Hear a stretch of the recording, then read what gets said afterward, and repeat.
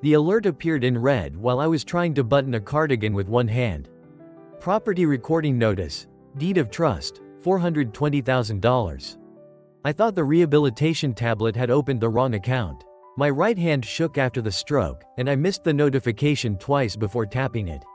Nobody expected the device to tell me that the duplex I had owned free and clear for 9 years now carried a mortgage larger than anything I had ever borrowed. I read the address 3 times.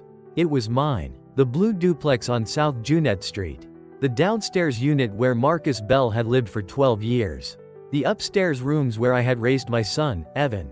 I had paid for it through overtime, pension deductions, and 24 years in county property records. I knew exactly what a deed of trust meant.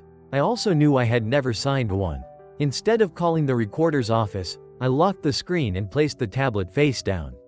Avoiding conflict had been my habit for years. When Evan's first business failed, I covered his rent. When he fell behind on a truck, I paid the lender. When a restaurant investment collapsed, I helped and accepted his promise that it would be the last time. Believing him was easier than admitting my son treated my fear as a safety net.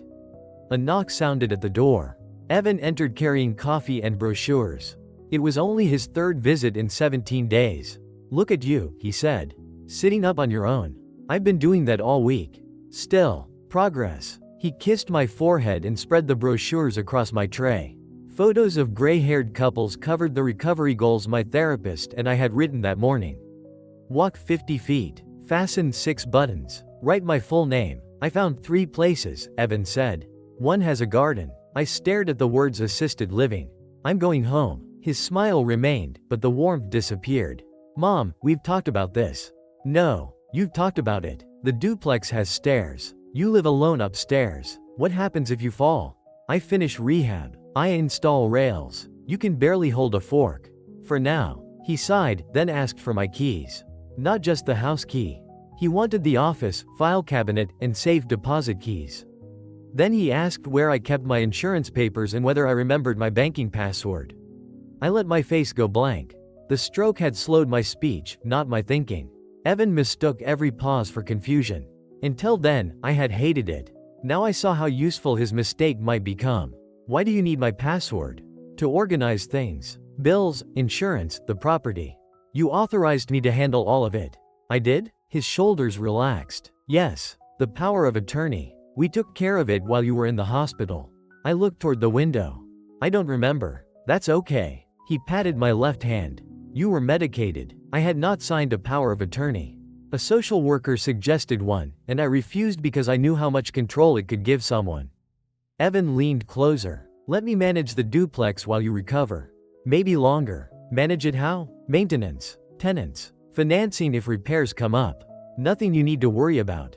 Naomi Brooks, my occupational therapist, entered with my schedule. Evan met her near the door. I've been explaining that home isn't safe, he said. She gets mixed up about what she can do.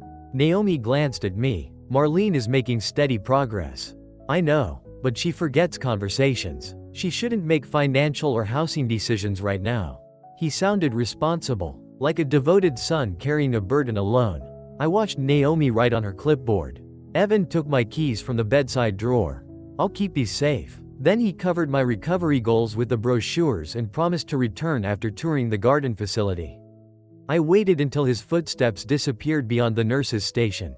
Then I turned the tablet over. It took 6 attempts to enter the recording number because my finger kept striking the wrong keys. By the time the document opened, sweat had gathered beneath my hospital bracelet. I enlarged the first page. My name, my duplex, a $420,000 loan. Below them was an electronic version of my signature, clean and steady, followed by a remote notarization dated 4 days after my stroke, on a morning when my medical chart said I could not hold a pen. The date stayed on the screen long after I stopped reading it. 4 days after my stroke. That morning, 2 nurses had helped me sit upright while Naomi guided my fingers through a sponge grip exercise. I had cried because I could not hold a paper cup. Yet according to the county record, I had signed a power of attorney and approved a $420,000 mortgage. The next morning, Naomi rolled a tray beside my chair for my hand assessment. She placed a pencil between my fingers and set a lined form in front of me. Write your name as naturally as you can. The pencil slipped before I finished the M. I tried again. My hand dragged across the page, leaving a broken line. On the third attempt, I managed Mar before my fingers locked. Naomi checked the time. That's enough. Don't force it. Keep the page. I keep every assessment. I need copies. All of them. From the first day. Her expression changed. Why? I turned the tablet toward her and opened the recorded document. My son says I gave him power of attorney. This says I signed it while I was here. Naomi read the date, then looked at the failed signatures. I can document what your hand could and couldn't do, she said. I can't decide whether you understood a legal document or whether anyone committed fraud. I'm not asking you to. What are you asking? For the truth to stay where nobody can edit it. She nodded. I'll request copies from medical records. Years before, I had refinanced my first home to rescue Evan's failed restaurant, teaching him my sacrifice had no limit. My phone rang before I could thank her. Marcus Bell's name appeared on the screen. Marcus had rented the downstairs unit for 12 years. He fixed loose boards, shoveled snow, and always paid rent on time. Marlene, are you expecting workers at the house? My stomach tightened. What workers? 3 men in reflective vests. They measured the yard and marked the fence. One asked how soon my daughter and I were moving. Did they say why? They had plans with your address. One taped a notice to the porch. Read it. Paper rustled. Then Marcus went quiet. Marcus? It says proposed luxury rental redevelopment. 6 units. Rooftop deck. Construction starts in 8 weeks.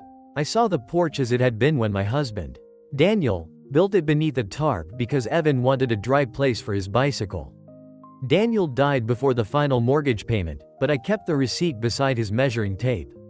Now someone had driven survey stakes into that yard as if our life there were an empty lot. Take pictures of everything, I said. The workers, vehicles, notice, every stake. Don't confront anyone. Should I call Evan? He was at the house last week. No. The answer came too quickly. What's going on? I don't know yet. Please don't tell him we spoke. After the call, Naomi closed the door. You need legal help. I know someone. Years earlier, Elena Park had been a young attorney trying to clear a title defect on a widow's home. The ownership trail vanished into badly indexed microfilm. I stayed late, found the missing probate transfer, and connected it to the current parcel number. Elena later sent a thank you card. Professional respect. I called her office. While I waited for a return call, I activated every alert I could reach with my left hand. Property filings, credit inquiries, address changes, loan activity. Then I requested certified copies of the deed of trust and power of attorney. The fee was $14. My hand shook harder entering the card number than it had during therapy. That afternoon, Evan returned while Naomi updated my chart outside the room. I heard his voice before he entered. My mother has always forgotten details when she's stressed, he told her. Now it's worse. Until I finish arranging placement, she shouldn't be making financial decisions or contacting people about the property. Naomi did not agree. She also did not argue. I document function, she said. Placement and financial authority are separate matters. Evan lowered his voice. I'm trying to protect her. He stepped inside smiling, and I stared at the television as though I had not understood a word. The certified documents arrived 2 days later in a plain envelope, heavier than the therapy weights beside my bed. Elena called that evening. I sent her every page, Naomi's assessment dates, and the recording information. She called back less than an hour later. Marlene, the signature file has metadata attached to it, she said. It wasn't created on a hospital device. Where was it created? At an internet address repeatedly used by Vega Urban Development. My son's office. Elena let the silence sit. That helps us, she said, but it does not erase the loan. It proves I didn't sign. It supports that, but the lender received documents that looked valid. They recorded a deed of trust and now have a legal interest in your property. We can challenge it, but title disputes do not disappear because the truth is obvious. How long? Months, possibly longer. I looked at the certified pages across my blanket. 24 years in property records had taught me that a false document could enter the system in minutes and take a courtroom to remove.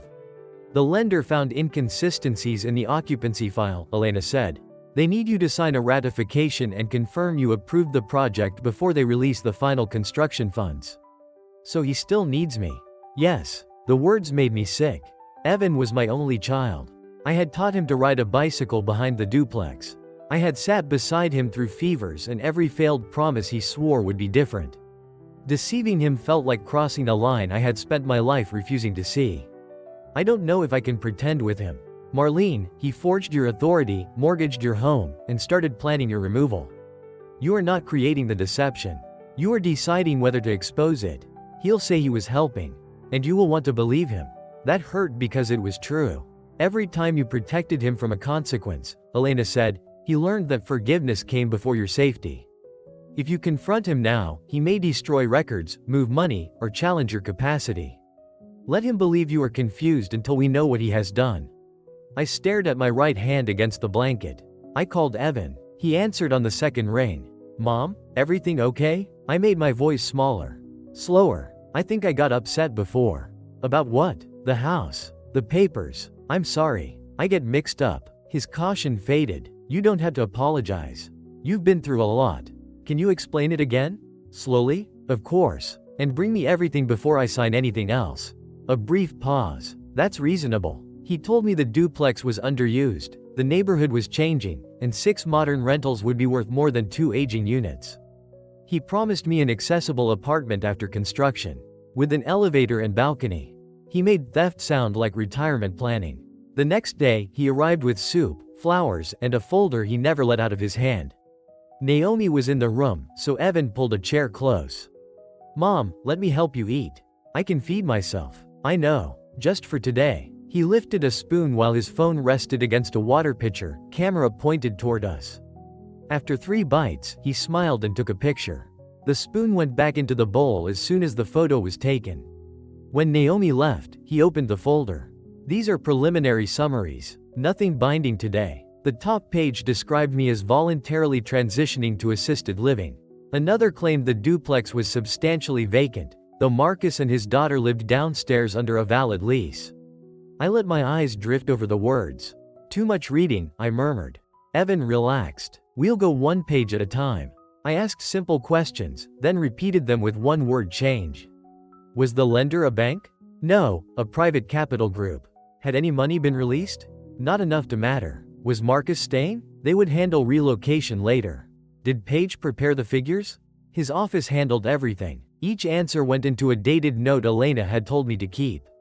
Under her guidance, I documented our conversations, but I still felt disloyal every time I touched the recorder icon hidden behind the clock display. Before each visit, I slid the certified mortgage papers beneath my therapy worksheets.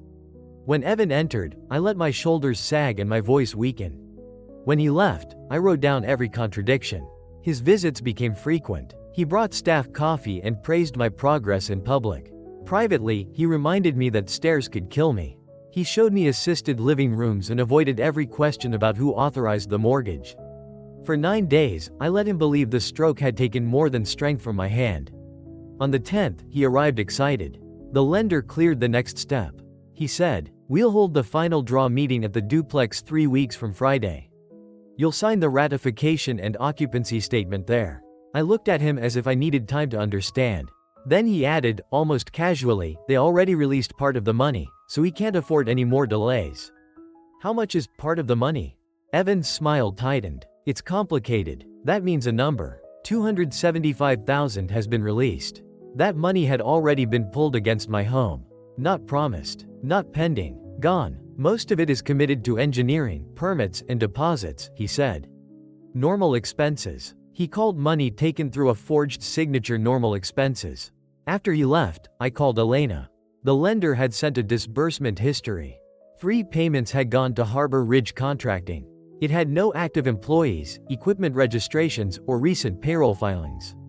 Its mailing address matched a private mailbox used by Vega Urban Development. How much went there? 186,000. Can the lender freeze everything? They can stop future draws. The money already released is different. It was fraud. Yes, but if the project collapses and the money cannot be recovered, the lender may still pursue the property while the title dispute is litigated. So proving Evan forged my signature might not save the duplex. Not quickly. We need the money trail, notary records, and proof that obvious defects were missed. Until then, foreclosure is a real risk. Anger had carried me. Fear arrived then. I pictured Marcus helping his 16-year-old daughter, Lila, with homework downstairs. He had stayed through broken pipes, rising taxes, and unpaid repairs. I had promised that as long as he paid rent and respected the property, he would have a home. Evan had mortgaged that promise too. Marcus sent another picture that evening. He was pulling a bright survey stake from the soil while Lila watched from the doorway. He smiled for her, but I saw the worry. The next afternoon, a folded note appeared beneath my therapy schedule. Laundry room, 7:15. Come alone. Naomi helped me walk to the end of the hall. I told her I wanted to continue alone. She stayed near the nurse's station where she could still see me. Paige stood between two rolling carts wearing her coat. My daughter-in-law had missed every visit but sent flowers signed by both of them. What are you doing here? I need to talk before Evan realizes what I copied. She opened a laptop. A spreadsheet filled the screen. Ordinary invoices, round numbers, harmless labels, site preparation, structural consulting, material deposits. Then she opened the bank transfers beneath them. The money did not stop at Harbor Ridge. It moved into an account tied to Evan's stalled development on North Alder Street. He used the new loan to cover losses on the old project, Paige said. You processed these. I entered what he approved. That isn't an answer. I signed some releases. I knew cash was moving.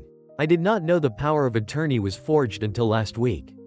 Did you ask where $420,000 came from?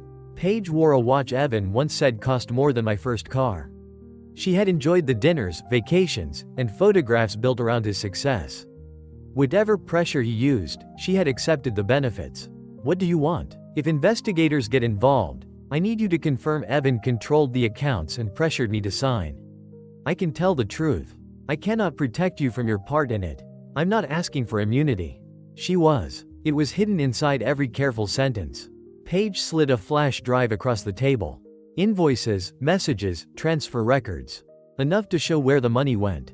I did not touch it. Why now? Because he's preparing to have you declared incompetent if you refuse the ratification. Has he filed anything? Not yet. He's collecting statements. He says the rehab center documented confusion. He created the confusion. He only needs enough doubt to delay you. Paige opened messages between Evan and a consultant discussing guardianship evaluations, emergency petitions, and how quickly a temporary decision maker could be appointed. My name appeared in the subject line like a parcel number. I took the flash drive with my left hand. You understand this does not make you innocent. I understand. No, Paige. You understand you're afraid. Her mouth tightened. Then she took out her phone. There's one more thing. She played a saved voice message. Evan's voice filled the laundry room, calm and impatient. Once mom is placed in assisted living, nobody's going to care whether she understood every page. We just need the ratification signed before anyone starts asking questions. Paige stopped the recording. For the first time, I heard the entire plan in my son's own voice. For the first time, I heard the entire plan in my son's own voice. I sent the recording to Elena before Paige left the laundry room. By noon, Elena had obtained the remote notary's electronic journal. It listed my name, a driver's license number, and a 41-second video session. It did not include the required identity verification result, a saved image of my identification, or proof of who had appeared on camera. The journal is incomplete, Elena said. That doesn't void the document by itself, but it gives us another defect the lender cannot ignore. Naomi delivered my rehabilitation records. Each assessment was dated and timed. 4 days after my stroke, I needed help raising my right arm, could not grasp a cup, and scored 0 on the writing task.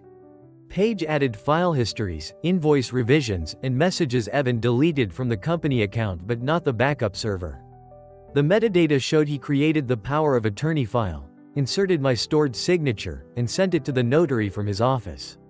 Marcus preserved every notice placed on the duplex. His doorbell camera showed Evan entering my upstairs unit 2 days after the stroke and leaving 23 minutes later with my gray document case. It held tax returns, insurance records, and scanned signatures for retirement forms. The evidence came in dull pages, timestamps, export logs, and security clips. Each piece was small. Together, they showed a man building a fraud from things his mother had trusted him to touch. Elena notified the title insurer that ownership and authority were disputed. She also prepared an emergency petition to block further use of the power of attorney. Why not file it now? Because service would warn Evan. He could move funds, destroy devices, or cancel the meeting. The lender has enough notice to stop further disbursements. We file when everyone is in one place.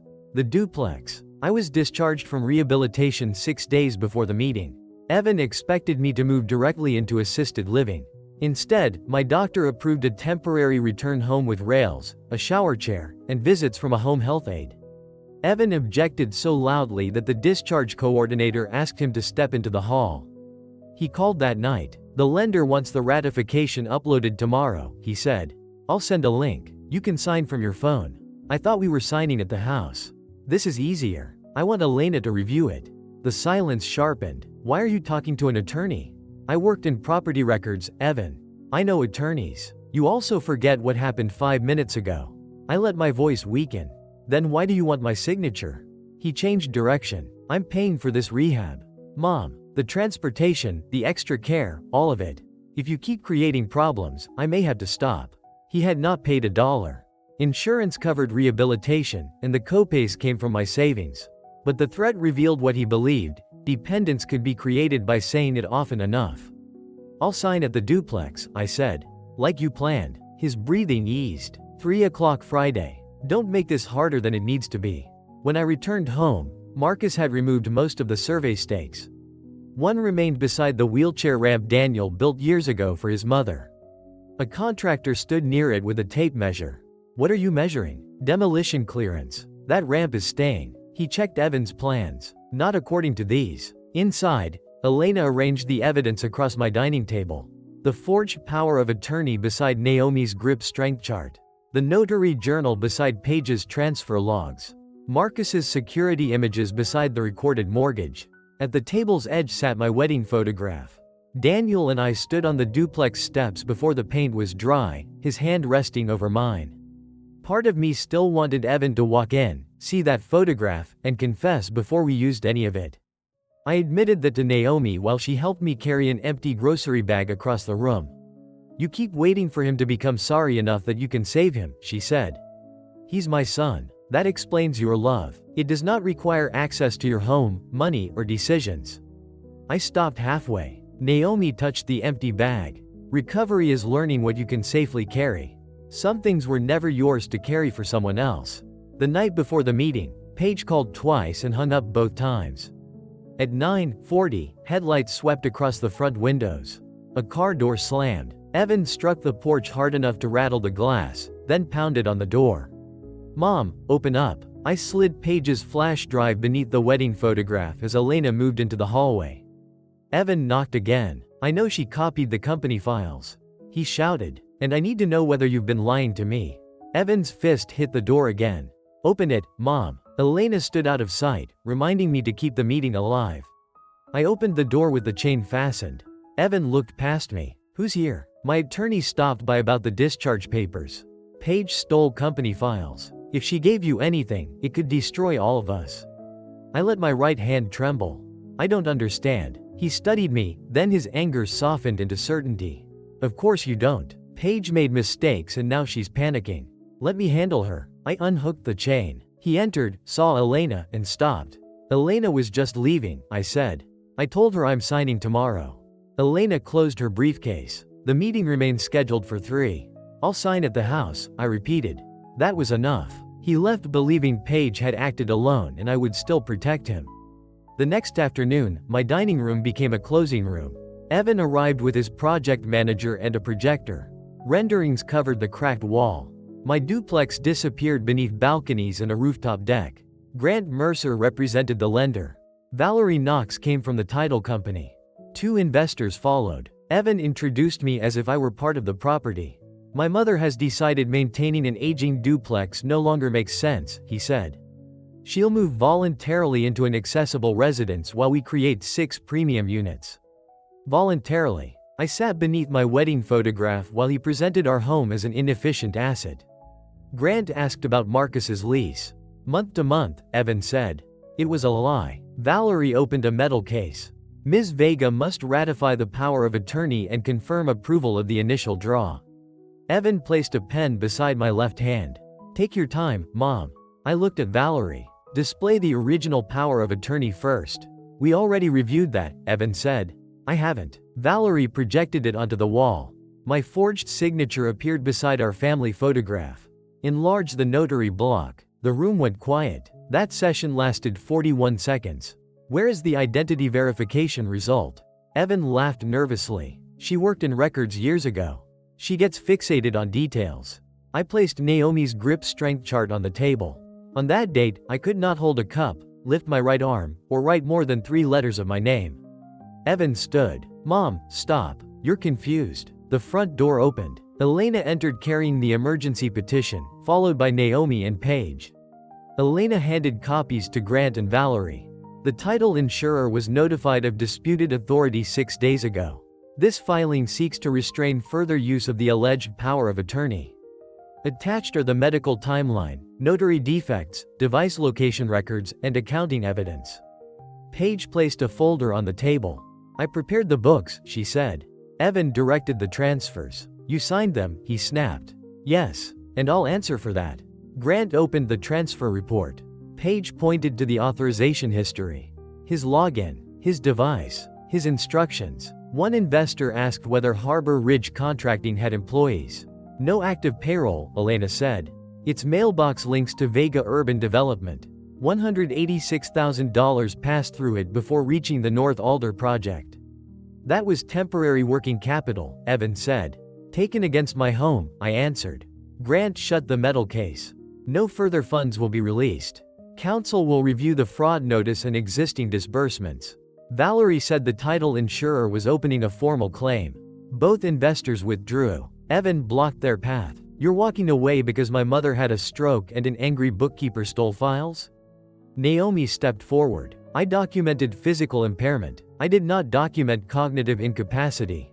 Evan pointed at me. She forgets conversations. She repeats questions. I repeated them because your answers change. His hand dropped. I explained the missing identity check, false occupancy statement, signature metadata, transfer sequence, and footage showing him take my document case. He had expected tears, confusion, or private forgiveness. He had not expected a record. By the meeting's end, the remaining draw was frozen, the title claim active, and the evidence preserved for review. No one arrested Evan. No judge erased the mortgage that afternoon. Paige still faced consequences, and my home remained at risk. But Evan no longer controlled the story. He waited until everyone stepped outside, then closed the door. He looked like the boy who once stood in my kitchen after breaking something. Mom, please. I said nothing. You promised you would never abandon me. I promised to love you.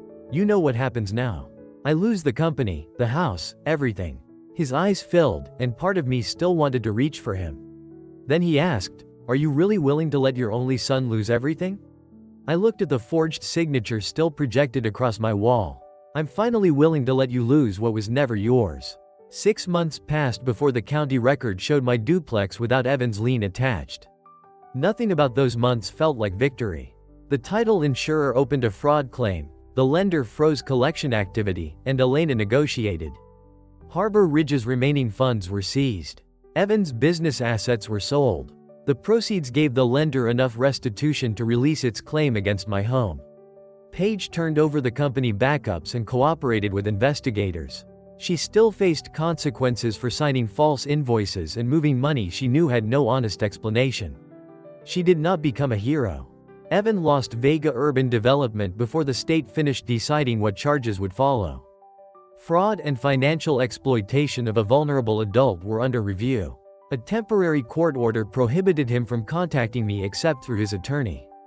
The first letter arrived 11 days later. Mom, I never meant for you to lose the house. Only the fourth used the word forged. I read every one. I answered none. Therapy taught me that silence could be different from avoidance. For years, I stayed quiet because I feared conflict would cost me my son. Now I stayed quiet because an apology after consequences was not the same as change. My therapist asked why I had protected Evan for so long. Daniel died young, I said. After that, losing Evan felt like losing the rest of my family. So you removed every consequence that might make him leave. I had called it loyalty. Some of it was fear. When the lien release arrived, Elena placed it beside the forged power of attorney. One document had nearly taken my home. The other returned clear title, but not the trust that existed before. I decided no one would use that property against me again. Elena transferred the duplex into a community land trust while reserving a life estate for me. I could stay upstairs for life, but the property could not be flipped into luxury rentals after I was gone. Marcus signed a long-term affordable lease downstairs. He read the protections twice. "You're sure? I should have done it years ago." He looked toward the porch. "Lila can finish high school here. That's the point." The development sign came down on a gray Tuesday. Marcus loosened one bolt while I steadied the bottom with my left hand. The rendering folded across Evan's name before we carried it to the curb. A carpenter widened the bathroom doorway, lowered part of the kitchen counter, and repaired the old ramp. The rear rooms became an accessible apartment for older tenants recovering from surgery or illness. I did not become wealthy. The duplex still needed paint, plumbing repairs, and a new roof. My pension remained my pension. The property simply could not become someone else's leverage again. Evan's final letter came after the land trust documents were recorded. He asked whether there would ever be a path back. For the first time, he did not ask me to call an attorney, change a statement, blame Paige, or save his company. He wrote that he understood I might never believe him again. I folded the letter and placed it in Daniel's document case. I did not destroy it. I also did not answer. A path back, if one existed, would be built from years of accountable choices, not one careful letter written when every shortcut had closed. At the signing, Elena placed the agreement in front of me. My right hand was stronger but still unsteady. It took nearly a minute to write Marlene Vega across the final line. The signature was uneven. It was mine. A week later, Marcus fixed a brass plate beside the front door. It carried my full name. Not Evan's company logo, a project number, or a lender's notice. That afternoon, the first temporary tenant arrived. Ruth Caldwell was 67 and recovering from a hip replacement. Her nephew carried boxes while she moved carefully up the repaired ramp with a walker. I watched from the porch as Marcus held the door and Lila showed Ruth the new rails. Evan had looked at that ramp and seen demolition clearance. He had looked at Marcus and Lila and seen relocation costs. He had looked at me and seen a signature he could use. Now the home he tried to monetize was protecting people he had never considered valuable.